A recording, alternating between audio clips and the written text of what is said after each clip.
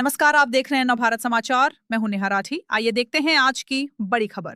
फिलहाल के लिए इतना ही। देखते रहिए नवभारत समाचार। नमस्कार। सर, जो यूएस और इजराइल फोर्सेस की तरफ से जो लेटेस्ट डेवलपमेंट आया है कि जो वहाँ के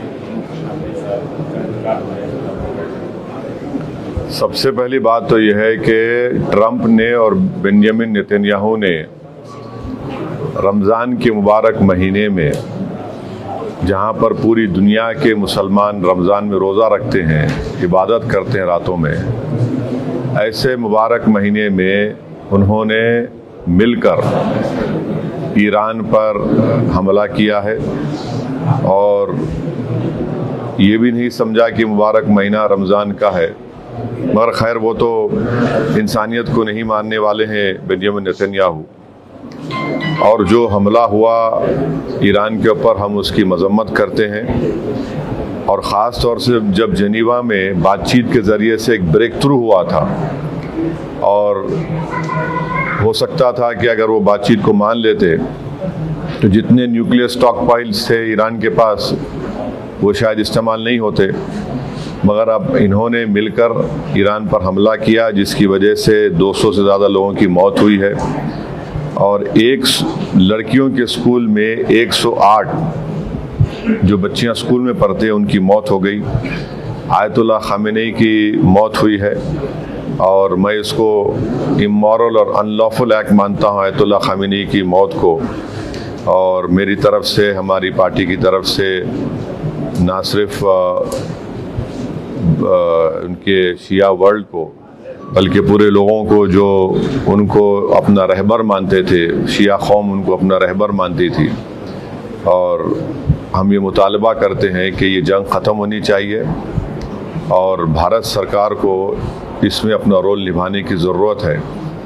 और हम उम्मीद करते हैं कि मौजूदा बीजेपी की सरकार आयतुल्लाह खामेनी की मौत को कंडेम करेगी, इस जंग को रुकाने की पूरी कोशिश करेगी। क्योंकि याद रखिए कि 10 मिलियन के करीब भारत के नागरिक गल्फ़ कंट्रीज़ में काम करते हैं। और अभी इत्तला आई कि ओमान के पोर्ट पर शायद हमारे एक इंडियन वर्कर की ज़ख्मी भी हुए हैं। तो ये बहुत, अगर ये जंग नहीं रुकेगी तो फिर ये बहुत आगे बढ़ेगी, ये टर्मोइल होगा पूरे इलाके में। और आपको अंदाज़ा भी नहीं है कि कई भारत के लोग जो उम्रा करने के लिए गए हैं और वो ट्रैवल एजेंट के ज़रिए जाते, पैसे देते 2 दिन मक्के में या 3 दिन मदीने में, अब उनके पास पैसे नहीं है, वहाँ पे फ़्लाइट ही नहीं उड़ रही है वहाँ पे। तो कितनी परेशानी हो रही है। और साथ ही साथ आप ये भी बात जानते हैं कि हमारे जो पड़ोसी मुल्क है और जो इजराइल है, ये दोनों मुल्क अपने पड़ोसियों को चैन से जीने नहीं दे रहे। अफगानिस्तान में हमला और फिर इजराइल जो है बार बार जून में ईरान पे हमला किया और इजराइल बेंजामिन नेतन्याहू ने 70,000 से ज़्यादा फ़लस्तीनियों का जेनोसाइड किया। ये जेनोसाइडल रजीम है और जो हमेशा शरारत करते रहते हैं। तो ये मेरे एहसासात हैं अपनी पार्टी की तरफ से और मैं उम्मीद करता हूं कि हमारी गवर्नमेंट ऑफ इंडिया खामनेई की मौत की मजम्मत करेगी।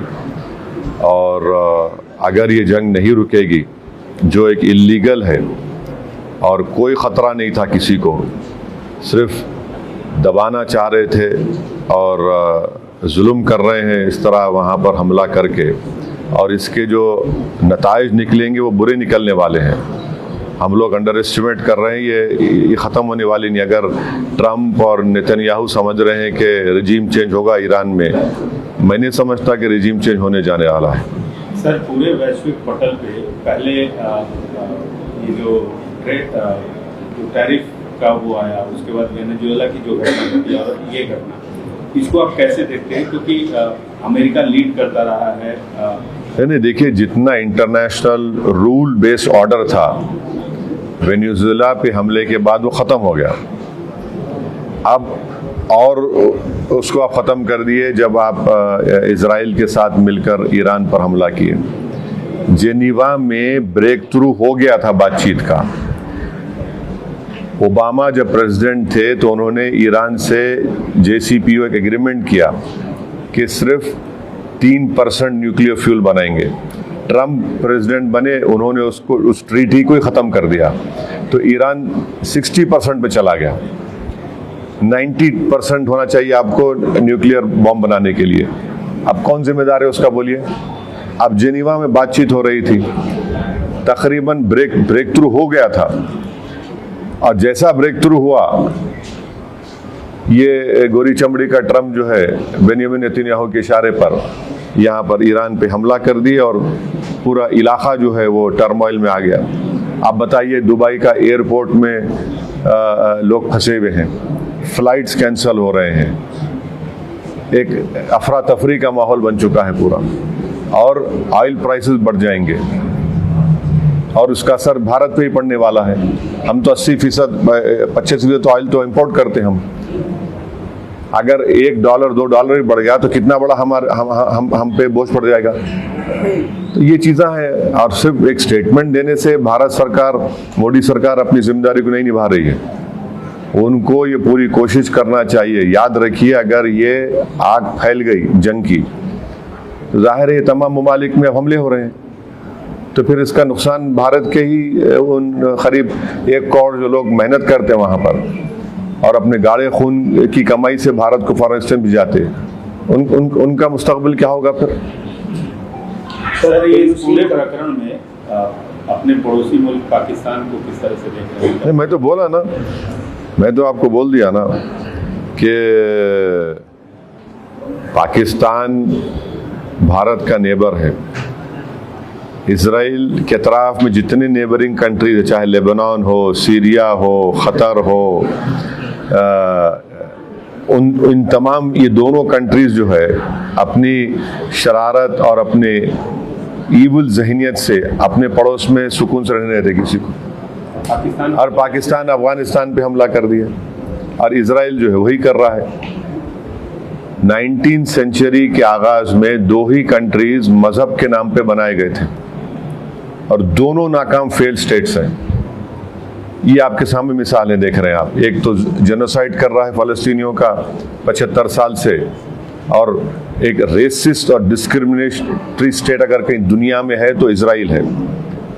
और ये पाकिस्तान कभी भी भारत को सुकून से नहीं देगा, हमेशा टेररिज्म को प्रमोट करता है और प्रमोट करता रहेगा। Sir, do you believe Khamenei's death could create a wider conflict in West Asia? I mean, especially it is. See, if you hit Ayatollah Khamenei, who's the rahbar of the Iran, the marja of Iran also, and he's respected throughout the Islamic world, especially for the Shias. He's their marja, he's the rahbar. His word is the final word for the Shia community, and if you target him, of course the Iranians will not keep quiet. How do you expect someone to come and attack you and to keep quiet? There is no reason at all. Which United Nations sanction is there, or resolution is there? You are talking to Iran in Geneva. There's a breakthrough in talks, and according to media reports, even the stockpiles, the nuclear stockpiles would have been also been left or given over. So when there's a breakthrough in talks, you attack and you kill an 86-year-old man. This is a cowardly attack. It's an inhuman, immoral attack on the people of Iran. 158 small school-going children have died in this. Where is this so-called Western humanity? This is nothing but, we should call it an Epstein attack on the Iran. And if this war is not stopped, this will spread throughout that region. And we must remember that there are 10 million Indians who are working in that region, who send the second highest amount of foreign exchange to India. And if this war continues, oil prices will rise. We as a country import more than 80% of oil from different countries. Even if increase of $1 would have a huge impact on the Indian economy. There are thousands of Indians who are stuck in Makkah and Medina because there are no flights who went to perform in Umrah. There are hundreds of people who are stuck at the Dubai airport, various airports, whether it is Saudi Arabia or Oman. And right now we had heard that one expatriate Indian worker has been injured in Oman. So we hope that the government of India, the Prime Minister Mr. Modi, will play a role in stopping this war. And he has a huge responsibility to take it forward. Because if this spreads, then there will be huge turmoil, there will be huge uncertainty, instability. And US has created that problem in Iraq, in so-called weapons of mass destruction, Libya civil war, Syria civil war, what is happening in Sudan, the world is seeing now. So Iran is a big country. These measures will not bring them a regime change over there. These people have been living under sanctions from last 30 years, 35 years. So are you expecting the Iranians to capitulate? I don't think so that will happen. Everyone has they have some sense of belonging, and they are a proud nation. So what do you think India's diplomatic stance की should एक मशहूर खिलाड़ी हैं, हैदराबाद की बेटी हैं PV Sindhu, वो भी फंसी हुई हैं, उसके लिए कुछ अपील? अरे वो एक नहीं है ना, कई फंसे हुए हैं। वो तो मशहूर है, उन्होंने ट्वीट का एक्स पे डाल दिया तो फौरन उन्होंने शुक्रिया अदा किया भारत की एम्बेसी का। मगर जो लोग फंसे हुए हैं आम भारत के नागरिक एयरपोर्ट, उनका क्या होगा बताइए? जिनके टिकट्स बुक हैं, बेचारे गरीब मजदूर हैं, उनके लिए 40-50 हज़ार टिकट लेना, उनके लिए तो खर्चे करके जाते, फ्लाइट ही नहीं है, पूरे एयरपोर्ट्स बंद हैं। सिर्फ इसलिए कि इजराइल को अपना मकसद पूरा करना है, या कि एक इजराइल की वजह से पूरे इलाके को आप आग लगा देंगे क्या? कि इनका दिल नहीं भरा? 70,000 फलस्तीनियों को की जान से मारने के, 35,000 बच्चे मारे गए उसमें। भारत के कई लोग उम्रा करने गए, रमजान का महीना है, वहाँ फंसे हुए हैं वो लोग। मेरे को कई फोन आ रहे कि हमारे पास पैसे नहीं, होटल वाले हमको बोल रहे दिन के 5,000 रुपये दो। कहाँ जाएंगे वो लोग? तो ये मौका है भारत के प्रधानमंत्री को अपने लीडरशिप स्किल्स को दिखाने का इंटरनेशनल लेवल पर। विश्व गुरु अगर हम बनना चाहते तो ये मौका है, सिर्फ बोलना नहीं, आप अपना रोल अदा करिए और इसको रुकाइए आप। इजराइल ने भारत के प्रधानमंत्री के विजिट को इस्तेमाल किया अपने जेनोसाइड को छुपाने के लिए और ईरान पर हमले को छुपाने के लिए।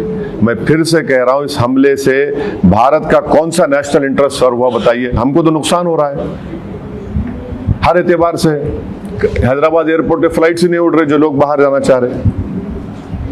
किसका नुकसान हो रहा है? देश का ही नुकसान हो रहा है ना इसमें। 10 मिलियन लोग वहां पर हैं, कितना सेकंड हाईएस्ट फॉरेन एक्सचेंज आता है हमको। क्या होगा फिर उसका? ऑयल की कीमत बढ़ गई, क्या होगा फिर उसका? तो ये खाली स्टेटमेंट देने से और रेजिम चेंज की अगर कोशिश कर रहा है नेतन्याहू, वो तो नहीं होने वाला है। सर, नेतन्याहू ने एक ट्वीट किया। हाँ, नेतन्याहू ने ट्वीट किया और ट्वीट में वो अपडेट कर रहे हैं अमेरिकी प्रेसिडेंट को, और उनके सामने एक सेकंड वर्ल्ड वॉर की बुक रखी हुई है। हाँ, तो ये वो अगर ये क्या हम वर्ल्ड वॉर 3 देखना चाह रहे हैं क्या? हम वर्ल्ड वॉर 3 देखना चाह रहे हैं क्या? बोलिए आप। अगर ये फैलेगा तो फिर एक के बाद एक तो फिर तो हालात हाथ से निकल जाएंगे ना। क्या वर्ल्ड वॉर 3 देखना चाह रही दुनिया? तो फिर ये तो उसी रास्ते पे ना चले जाए, खुदा ना खासा। So what do you think India's diplomatic stance should be? Condemn, mediate, or No, first of all, you see, the Israelis deceived us by calling the Prime Minister to visit Israel at such a wrong time. It was unwise of the Prime Minister to even go to Israel despite knowing what is happening in that whole area. They deceived the Prime Minister, they deceived 133 crore Indians, and then they do this drama of giving an award in Knesset which was never given. It was just created that time. and then to cover up their own genocide of Palestinians, and to ensure that India is to tell the message India is standing with Israel in vis-a-vis attack on Iran. How is that possible? So we hope that the government of India will condemn this assassination of Khamenei, and we must play an important role to stop this war. We have more to lose. You know, you have 10 million Indians living in that area. Of course, we have good relations with everyone, but that is also another responsibility on us. So how do you see that narrative of freeing Iran by this death of Khamenei? That's what the US and... What is this freeing? How can any country interfere in other countries' matters? So tomorrow anyone can come and attack any country. Okay, we don't like this person heading the country, we'll attack him. Who are you to decide? Israel is the only racist state in this world right now, wherein, I'll tell you one example only. Can you imagine that you have two roads, one for the Israelis and one for the Palestinians? How can there be two roads? And Palestinians include even Christians also, not only Muslims. Many Christians have also died in this genocide in Gaza. The churches have been demolished through the bombardment. So this is how can you free a country? Who are you to free a country? You did this in Iraq, weapons of mass destruction. What happened over there? Led to the death of 2 million children over there.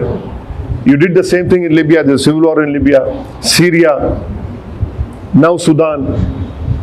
Do you want civil war in every place? Is this what these powers want? Sir, आपने international हवाले से बात की.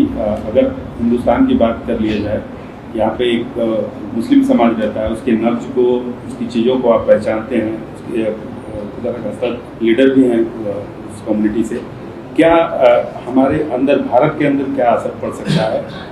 किस तरह की feeling आएगी? नहीं, सवाल देखिए मुसलमान, हिंदू, ईसाई का नहीं है. सवाल ये है कि हमारी 80 साल की फॉरेन पॉलिसी की जो लेगेसी है, अफसोस के साथ कहना पड़ रहा है कि नरेंद्र मोदी उसको कमजोर कर दिए. हम हमेशा न्यूट्रल थे इन मामलात में, और न्यूट्रल बिल्कुल थे, सबको मालूम था.